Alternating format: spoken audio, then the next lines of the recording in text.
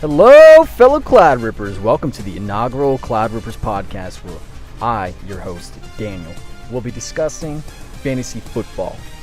Dun dun dun, dun dun dun. Alright, so first up, this past week, week 3, we had 3 games. Erect Decker versus Frecklefuck, Tim Detweiler versus the Sacramento Ball Sacks, and Cornstar versus the Hotlanta H3s. Now let's get right into it. So, the way these games ended up, Cornstar beat the Hotlanta H3s. Not by much. Matt Ryan put up a great fight. He put up 40.2 points this week, only second to Drew Brees. Now, keep in mind, Drew Brees was not even a quarterback utilized this week. Man sat on fucking Frecklefuck's bench. Anyways, the score of this game, Cornstar versus the Hotlanta H3s, was 115-98. Now, on to Tim Detweiler versus Sacramento Ball Sacks. Getting right into it, it was an ass raping. Eli just fucked up Andrew completely. In fact, Andrew decided to start 2 people who were out. Dalvin Cook, Delanie Walker. Delanie Walker, out of all people, who's on the injury reserve. So, those 2 guys got a whopping 0 points. Eli scored the most points this entire week.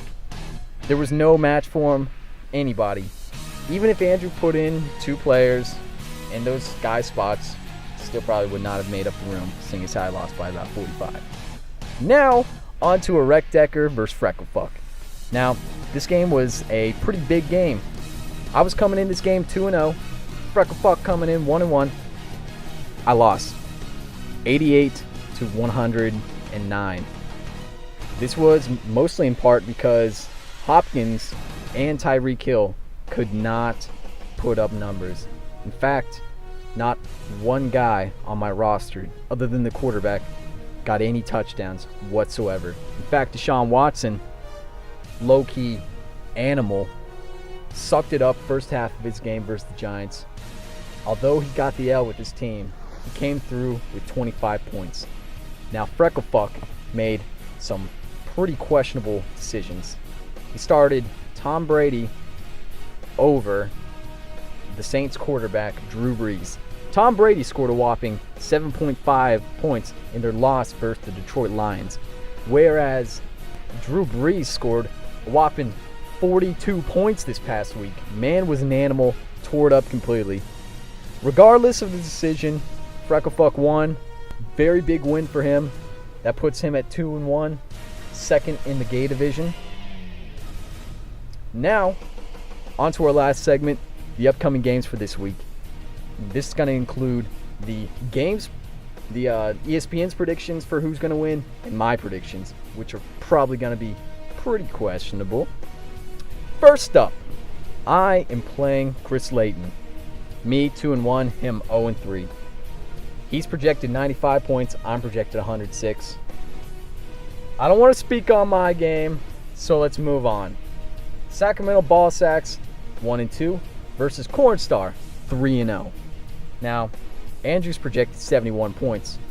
If I had to guess, he is Dalvin Cook and Delanie Walker still in his active roster, whereas Corn predicted 109, having some of the biggest studs of this year on his roster. Now, last game, Tim Detweiler versus Frecklefuck. To me personally, I think this will be the best game of the week.